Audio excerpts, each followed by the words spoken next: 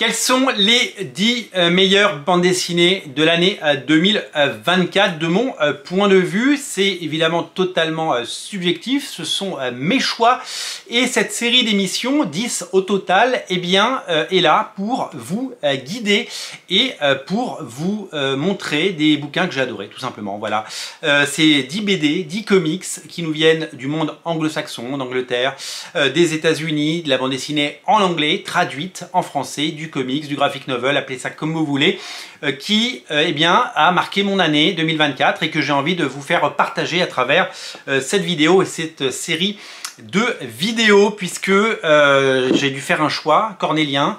Des quasiment 1000 comics sont sortis cette année en 2024, il a fallu en choisir 10 qui sortent du lot, 10 qui ont un véritable atout charme et 10 qui soit m'ont retourné le cerveau, soit m'ont procuré un plaisir infini. Dans ces vidéos, on va parler de mainstream, de comics mainstream comme les comics Marvel ou DC. Nous allons parler de comics indépendants, nous allons parler de tout type de bande dessinée, parce que l'important c'est quoi? C'est l'émotion qu'on a eue en la lisant et c'est bien le plaisir que ça nous a procuré. Ce n'est pas un classement, il n'y a pas un top 1, un top 10, je les mets toutes sur le même pied d'égalité et ce n'est pas une remise de prix non plus, je laisse ça à d'autres qui font ça très bien et vraiment le but est seulement de partager une dizaine de bonnes lectures avec vous, peut-être pour vous guider en cette fin d'année avec vos étrennes ou vos cadeaux de Noël. C'est tout simplement eh bien, ma propre sélection. Aujourd'hui, je vais vous parler d'un coup de cœur absolu, un coup de cœur qui a fait que je l'ai eu 2 fois, cette bande dessinée, puisque je l'ai non seulement reçue grâce à nos amis de Comics Initiative et que je l'ai tellement aimé que je l'ai acheté derrière parce qu'elle est tout simplement géniale. Je suis même allé à la rencontre des auteurs qui m'ont chacun laissé un petit mot quand ils étaient de passage à Paris. Magnifique bande dessinée qui s'appelle Mon Parrain la Bonne Fée. Mon Parrain la Bonne Fée, c'est ce qu'on appelle aujourd'hui un graphic novel. C'est une bande dessinée qui nous vient à la fois des États-Unis et d'Angleterre, puisque le dessinateur est en Angleterre et que le scénariste est aux États-Unis. C'est tout simplement un récit que je vous recommande et un récit qui m'a totalement chamboulé, qui a été particulièrement bien non pas reçu, mais qui a particulièrement fait son effet sur moi et je voulais le partager avec vous. On est dans de la bande dessinée indépendante, il n'y a pas de super-héros, il n'y a pas de super-slip, il n'y a pas de récit absolument fabuleux et intergalactique. C'est la BD qui est fabuleuse. C'est la BD qui va vous prendre.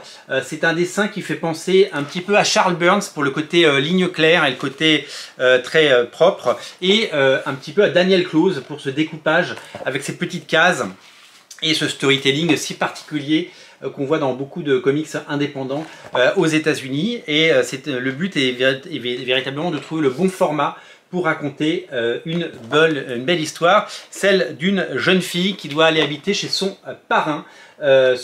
Qui va découvrir un monde dans un petit village. Lui exploite, opère un cinéma c'est son métier, il est exploitant de cinéma, il est exploitant d'un cinéma et il vit en couple avec un homme et elle va découvrir un monde qu'elle ignorait totalement, à savoir évidemment ce monde dans lequel il y a beaucoup d'amour autour de ce couple, mais aussi eh bien, les difficultés à habiter dans une petite ville où il y a beaucoup de on-dit, où il y a beaucoup de gens qui ne comprennent pas, beaucoup de rejet, beaucoup d'homophobie clairement, et c'est véritablement une entrée à la fois dans l'âge adulte pour cette jeune fille et dans la découverte de choses bien dont elle ignorait tout, et vue à travers un prisme qui est celui évidemment de la bienveillance et de l'acceptation. C'est pas quelque chose qui est revendicateur, c'est simplement le portrait d'une Amérique, très rurale, une Amérique un peu recluse, qui n'aime pas forcément les différences, et aujourd'hui dans cette bande dessinée c'est le thème de l'homosexualité qui est traité, mais ça pourrait être le thème du racisme et de la différence tout simplement, et de l'acceptation par des gens qui peut-être n'habitent pas dans des grandes villes, ou des gens qui n'ont pas l'habitude tout simplement, et qui eh bien, ont un réflexe de méfiance, et qui peut-être ne connaissent pas les gens et ne vont pas leur parler, et qui les limitent à des choses qui ne seraient pas forcément très agréables. C'est fait avec justesse, c'est fait avec poésie, c'est fait avec tendresse, c'est fait avec véritablement énormément de sympathie et de bienveillance. C'est jamais quelque chose de vulgaire, c'est jamais quelque chose de grossier, c'est jamais quelque chose de politique dans le sens revendicateur où on va vous bourrer le crâne avec des idées qui ne seraient pas les vôtres. C'est juste une belle histoire, c'est juste une belle histoire sur, sur la vie. C'est une petite tranche de vie magnifique avec des étapes, avec des victoires et avec des gens qui grandissent et qui apprennent et qui voient que finalement votre voisin il est comme vous et que c'est pas parce que des choses vous opposent que vous devez forcément haïr les gens. Alors évidemment, derrière ce message, on pourrait penser qu'il y a beaucoup de naïveté ou de propagande, parce que c'est des grands mots qu'on voit sur les réseaux sociaux aujourd'hui. Non, il n'y a aucune propagande, parce que ça ne parle que d'amour et ça ne parle que de bienveillance et que de choses vraiment positives. Ça parle de musique, ça parle de cinéma, ça parle de l'adolescence, ça parle... Il y a énormément de thématiques en fait, il n'y a pas qu'une thématique, il y a un véritable amour, amour de la bande dessinée, amour de la pop culture, amour de l'époque. C'est magnifiquement écrit, magnifiquement scénarisé. Le dessin, j'ai vraiment adoré. C'est une véritable découverte. Et pour moi, c'est un véritable coup de cœur, cette bande dessinée. Véritable coup de cœur. Et vraiment, je voulais vous le faire découvrir. Peut-être que vous ne l'avez jamais lu, mais c'est un bouquin qui, moi, m'a particulièrement séduit pour ses thématiques, pour son joli message et pour toutes les émotions qu'il procure, tout simplement, parce que c'est tout simplement un récit d'une universalité folle, malgré des thématiques qui, moi, pourraient être éloignées. Je ne suis pas dans cette situation, je ne suis ni une jeune fille, je ne suis pas non plus exploitant de cinéma dans une petite ville aux États-Unis, je ne suis pas homosexuel, mais c'est la force des grands récits, c'est de nous faire mettre à la place des autres et de nous faire plonger dans une histoire. Et là, c'est une bonne histoire, et donc il faut évidemment l'applaudir des deux mains, et il faut évidemment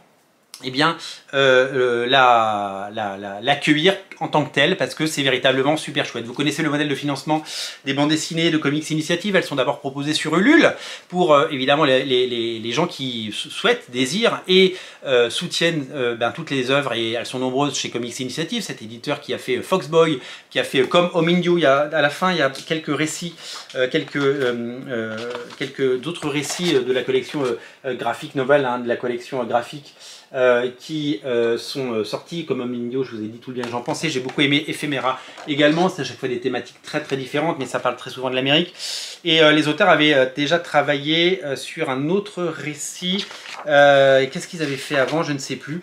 Mais ça me reviendra très très vite. Donc ils financent évidemment leur bande dessinée sur Ulule. Et puis après, elles arrivent en librairie parce qu'elles sont distribuées en librairie. Tout le monde évidemment ne les propose pas parce que c'est de l'indépendant. Donc forcément, les librairies, surtout en ces fêtes de fin d'année, sont spécialement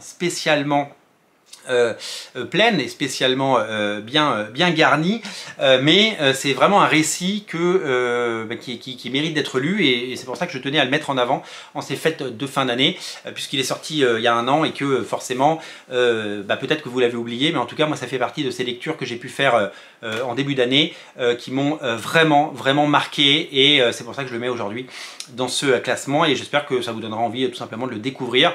Évidemment, s'il y a des commentaires haineux par rapport au contenu de la bande dessinée, ils seront évidemment supprimés et les utilisateurs seront bannis, parce qu'on ne veut pas de ce genre de choses. On n'est pas là pour parler de haine, on est là pour parler évidemment de bonnes bandes dessinées, vous le savez, et de bons comics sur cette chaîne. C'est disponible chez votre libraire, vous pouvez le commander chez votre libraire, vous pouvez le commander sur le site de Comics Initiative. Voilà, c'est un véritable coup de cœur, et véritablement ça m'a touché et ça m'a marqué, et j'espère que peut-être quelques-uns d'entre vous auront l'occasion de découvrir ce récit. En tout cas, il a tout à fait sa place dans les 10 meilleurs titres de l'année pour moi. Merci à vous d'être si nombreux à avoir découvert ce récit, et merci d'être nombreux à regarder ces émissions, à les soutenir et à vous abonner à Radio Comics. Je vous dis à très bientôt, salut!